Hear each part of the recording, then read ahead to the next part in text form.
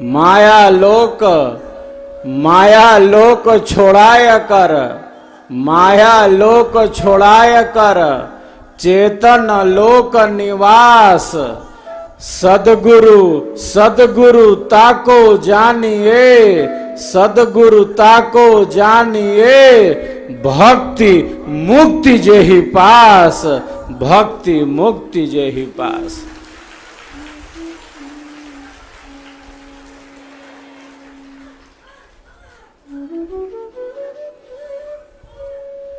एक जन्म का संबंध नहीं है,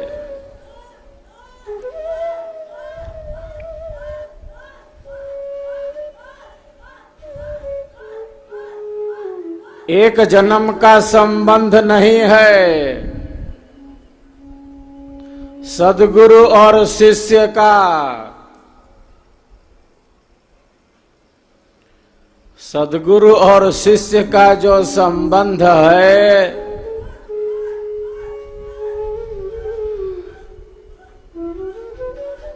वो एक जन्म का नहीं है।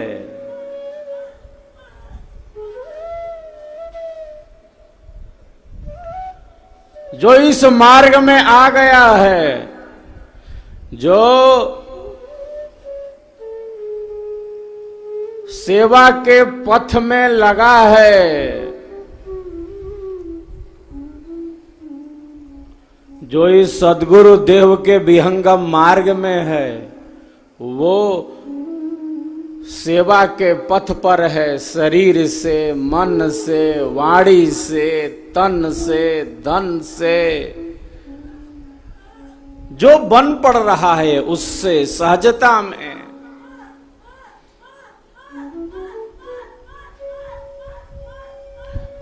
समर्पण भाव से, सेवा भाव से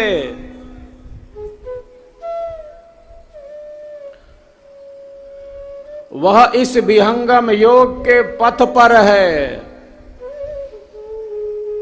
जो इस मार्ग में है, जो सेवक है, जो सत्संग का प्रेमी है, जिसे स्वर वेद प्रिय लगता है, जिसको स्वर वेद में खूब खूब रुचि है, और जो साधना का अभ्यासी है,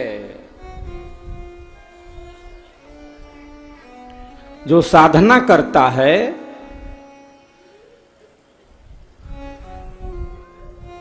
जो विहंगम योग की साधना करता है,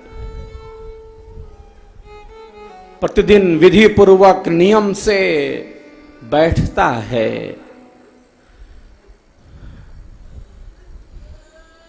अपनी उपदिष्ट भूमि पर बैठ जाता है, विहंगम योग की साधना का अभ्यास करता है, साधना में स्थिर हो रहा है नहीं हो रहा है वो लगा है। साधना में स्थिरता अस्थिरता, लेकिन नियम से लगा है।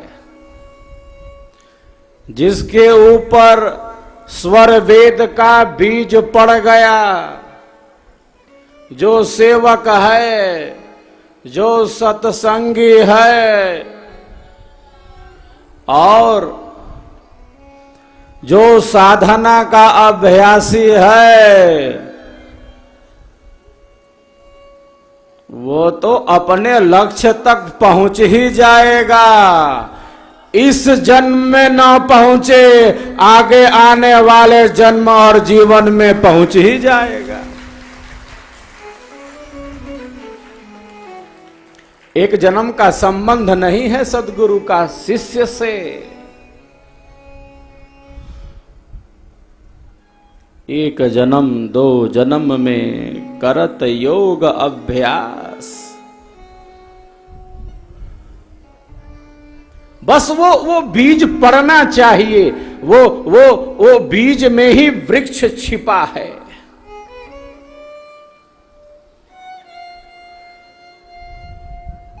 बीज में ही विस्तार छिपा है। और जिस आत्मा के अंदर पड़ गया है बीज सदगुरु देव की साधना का, पड़ गया है बीज स्वर वेद का, पड़ गया है बीज सिद्धांत का और साधना का, वो बीज कभी निष्फल नहीं हो सकता, वो तो वृक्ष बनेगा।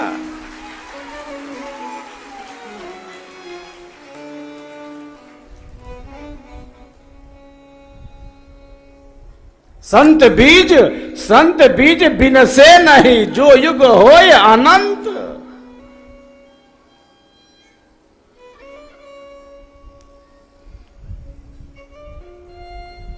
हमारा, आपका, हम सबका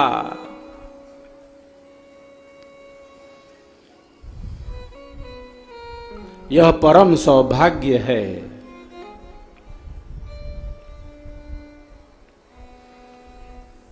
हम सबका परम सौभाग्य है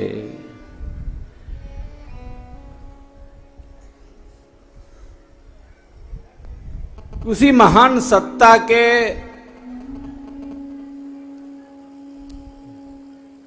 ज्ञान के आलोक में हम सब अपने जीवन का विकास कर रहे हैं।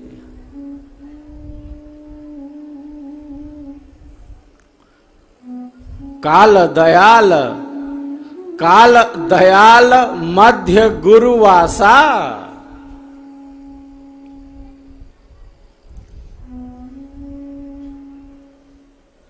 एक तरफ काल की सत्ता है,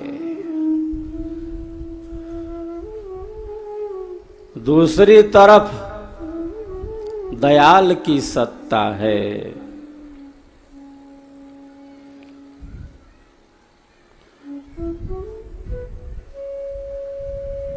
परमात्मा की सत्ता है।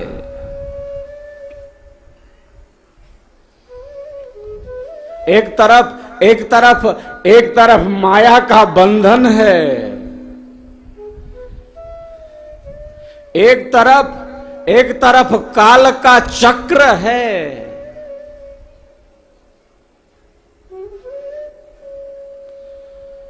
एक तरफ ईश्वर की सत्ता है और मध्य में हमारा अमर सदगुरु है, हमारा अमर सदगुरु है जो हमें काल के कराल से बचाकर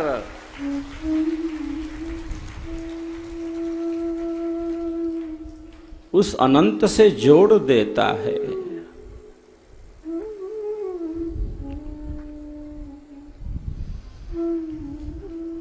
ऐसी महान सत्ता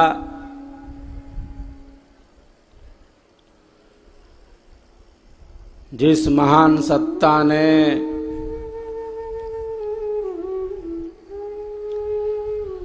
साधना की गहराई में स्थित होकर अध्यात्म की अनंत ऊंचाइयों का स्पर्श कर लिया,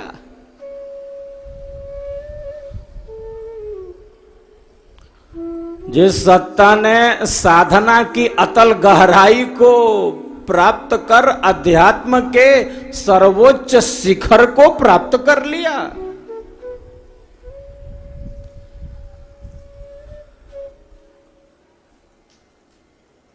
जिस महान सत्ता ने अपने आध्यात्मिक सदग्रंथ स्वर वेद में प्रकृति से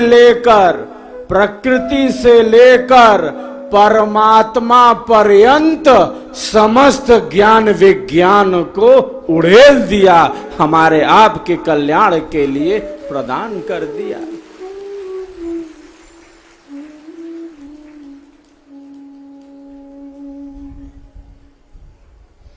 सूर्य को दीपक दिखाने के समान है सद्गुरु देव के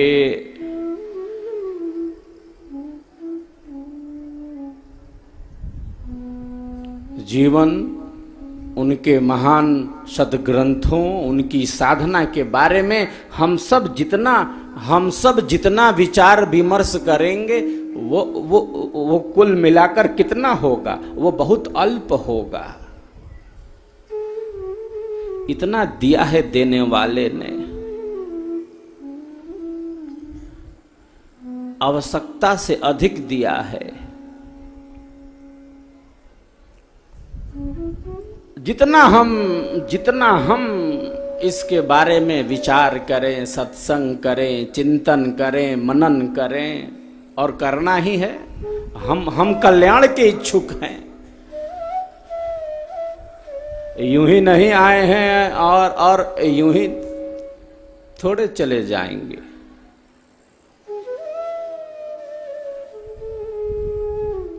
महापुरुषों के पथ पर तो चलना होगा। वास्तविक भक्ति के रास्ते पर तो चलना ही है हमें। अंधेरे में कहां जाएंगे?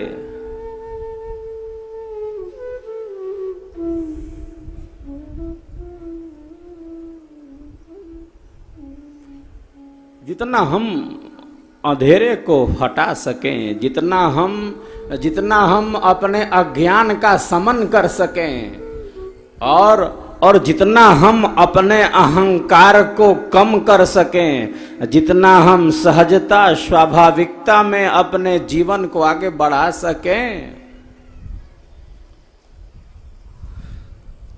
उतना ही हमारे लिए कल्याणकारी है।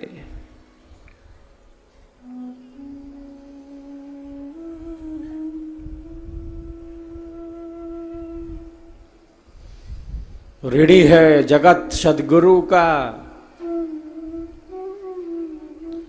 जिसने हमें सिखाया जीना। संसार में रहना किस तरह, दुनिया में जीना किस तरह, क्या सुख है, क्या दुख है, क्या बंधन है, क्या मोक्ष है, क्या पाप है, क्या पुण्य है, क्या धर्म है, क्या अधर्म है, क्या विधि है, क्या निषेध है, क्या कर्म है, क्या भक्ति है।